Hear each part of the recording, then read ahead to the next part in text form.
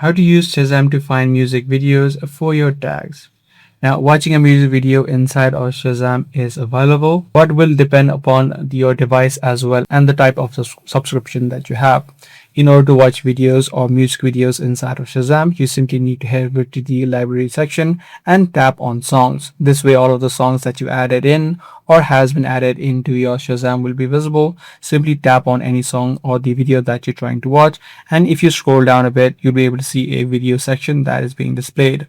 Now, as I said, depending upon your device as well as the type of subscription, you may not be able to view it within the platform of Shazam. So in this case, what you do is, if this option or the video is not playing straight away, you can scroll up and then you'll be able to see the option called Apple Music, where you'll be able to view the video. Instead of Apple Music, if you want to view it inside of YouTube, you can tap on the three dotted line on the top right and simply tap on Open in YouTube.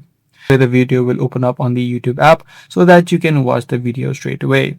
So using one of those methods, you'll be able to use Shazam to find music videos for your tags.